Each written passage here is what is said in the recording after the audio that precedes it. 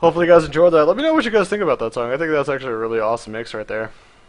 Scumbag flying unit not needing Spire, Zerg nerf incoming. I don't know. Like, as a caster, I gotta be very cautious in regards to talking to balance. Again, I can't openly, I can't exactly like talk about balance as freely as I do with my teammates. So that's kind of one of the negatives. But again, I guess we could talk about it a little bit in this game. So at least for now, starting off down here at the bottom right side of the map on Aklon Flats, it is going to be our very own lovely Ukrainian Protoss StarCraft 2 ambassador. It is White Raw. Over here at the top left side, of course, representing Quantic, taking that last game with 2-3 deficit, but still not out of the show match. It is Hyun. So, well, you know what? Let's have a little bit of a discussion. So, at the moment with Zergs, I see no necessary nerfs at the moment. I feel like there might be some incoming buffs. I can't exactly pinpoint where we might see it. Because again, with the I want to see how Zergs technically utilize kind of that hatch overlord speed in regards to build orders and stuff like that, and how that helps them out scout everything out. So again, I've talked to a couple pro players. They've said it's not 100% necessary, the overlord speed. So my initial reaction when I saw it, when it got put on hatchery, I was kind of a little bit shocked and a little bit upset. And sometimes playing is kind of annoying to watch as just a speedy overlord flies right through your base, and you're just like, well, I can't really deny it at all, and it's getting a complete scout. So in regards to in regards to that, I'm saying for the time being, I don't see any nerfs coming in regards. I don't know exactly where a buff will though. I feel as though it's going to be more in regards towards a nerf towards Protoss and Terran, as well as we've seen already back-to-back patches for Terrans. Basically the Hellbat focus patch where you can only carry 2 at a time in the medevacs with Hellbats. So Hellion still can go as 4 in the medevac, and then of course as we see the Hellbat upgrade on Tech Lab as well. So not only do you need an armory now, but you also need a Tech Lab upgrade to be able to form more Hellions. But to clarify as well, you can form Hellbats off of an armory. You just need to be able to transform them. You need that upgrade. So, I think it's going to be a it's tough to say, what kind of technical nerf. Like with the Hellbats, I would have, instead of having that Tech Lab upgrade, I would have had a little bit of a damage reduction, and then maybe turn the Blue Flame upgrade into an additional damage thing that to the Hellbats. Which of course, again, when I've talked to a lot of people, they're really focused on the late game and the potential against TVP.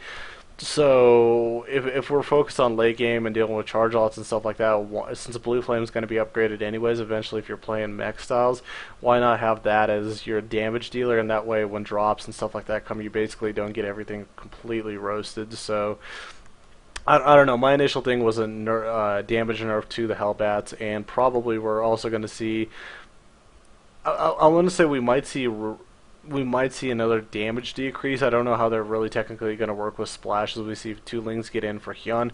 So the Widow, it's tricky. I don't have an exact solution for the Widow Mines yet. For the Hellbats, I really thought damage nerf would be better than the Tech Lab upgrade, but we'll see eventually how that works out. On the Protoss end, right now I'm very frustrated with the Void Rage overcharge, that instant charge. So for those 20 or so seconds at +6 or whatever. Again, it is against armored, but still just as dangerous, and it's very hard, especially trying to hold off against different types of 3-gate Stargate pushes, especially when all those Void Rays can just charge up instantly and take out the bunker in half a second. So, I mean, as we see, kind of that's one of those type of things that makes Kioxi break his keyboard, basically, and shut off his stream. So that type of stuff will make that type of stuff will make front page Reddit, man.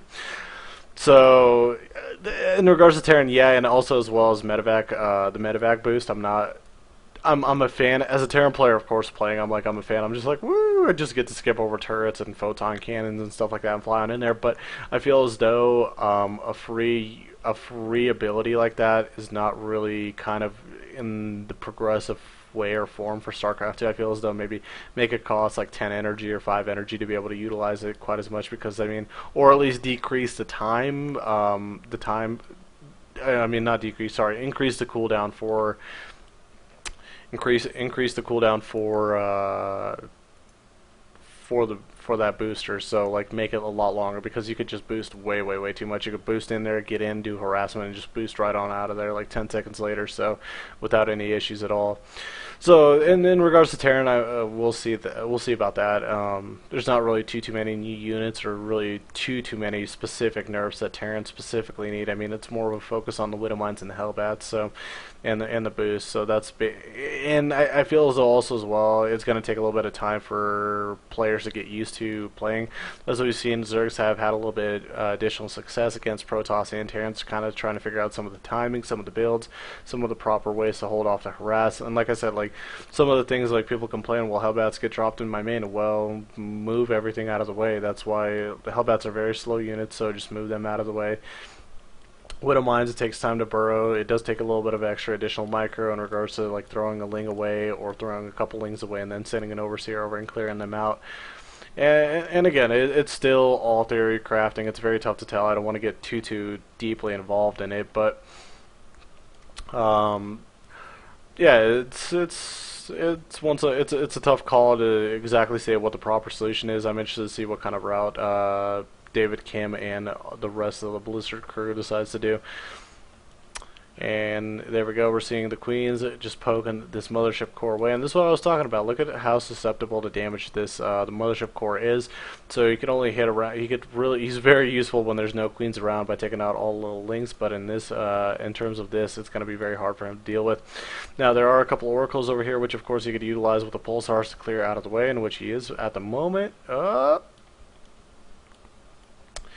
And indeed he is. That's kind of a little bit unfortunate. I don't think Hyun wants to throw away any additional units. Speed is finishing up, which is a kind of dangerous.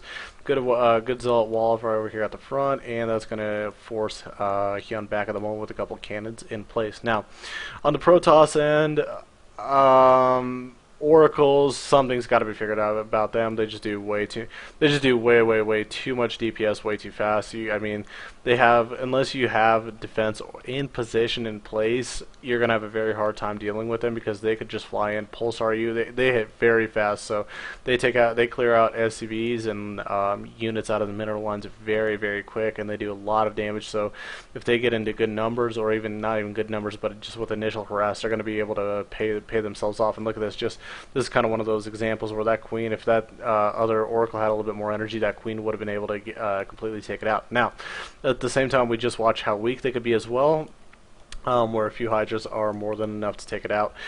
The thing I'm worried about the Oracle, though, is just kind of like it's more of an early game unit that could be very dangerous and very tough to deal with, because again, as we see, it takes about 6 Marines to comfortably take one out. I've had one of these games where it just kind of landslides out of control, just had 5 Marines instead of 6, so the Oracle takes it out. The second Oracle flies on in there as I'm trying to regroup, and then from there, it just, yeah, it goes a little bit downhill from there. Now, Hydras with their range are going to be able to take out these gateways or get them out of the way. That's going to allow the Lings to get on in there with surface area. I don't know if there's enough at the moment for White Raw, but again, with the Nexus Cannon, the Immortal, the Zealots, the Sentry, and the Phoenixes, he might and should potentially have enough. He's getting his Void Ray out as well. Now, he's got to be careful. He can't throw away too many. Got to be a little bit careful.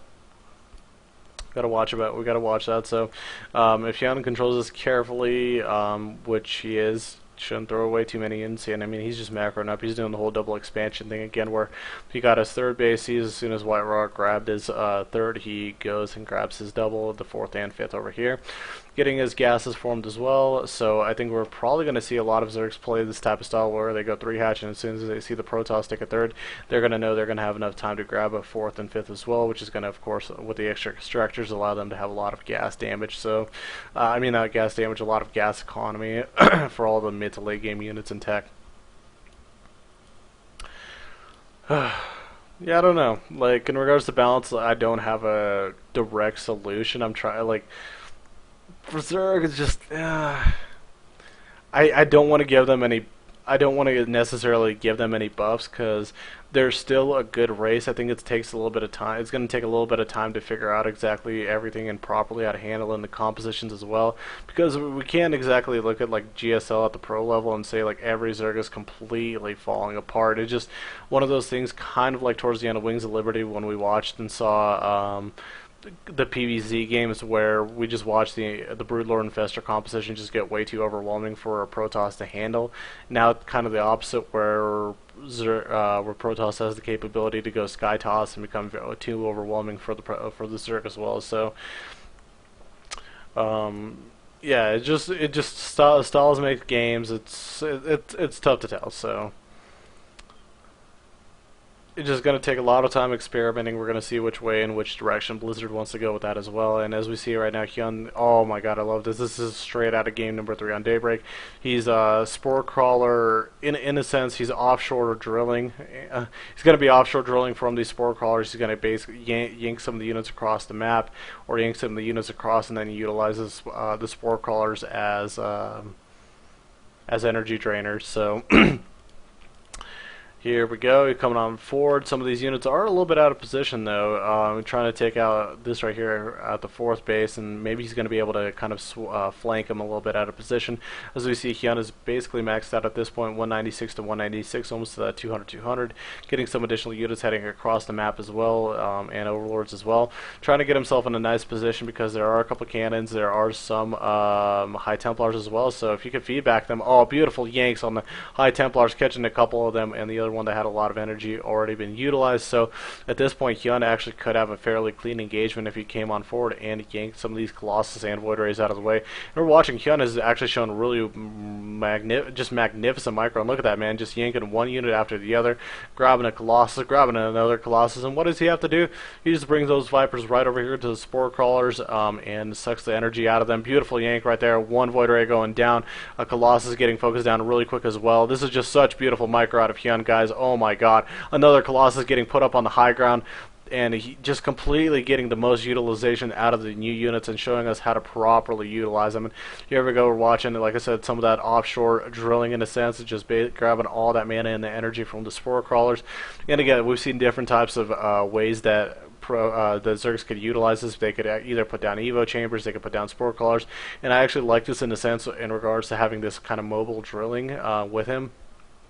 With Evo chambers, usually typically you'd have to be back home or have a really nice crease rep, but in regards to this is a lot more simplistic. This is a lot more efficient and effective, and doesn't cost as much either. So beautiful yanks on some of the High Templars as well, grabbing them and putting them in battle before you could actually utilize them. Man, this is actually so fun to watch.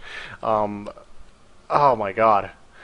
This is so much freaking fun, and there we go, Hyun continually drilling away from the Spore Crawlers. He's even forming some additional ones on the backside, which of course you could either utilize as static defense or utilize for more energy drainage, yanking some of the Colossus, some of the Immortals out of the way, trying to feed back some of the units, but a lot of them are already getting caught. A lot of the energy has been used from the High Templars, yanking another High Templar out with a lot of energy and losing that one as well.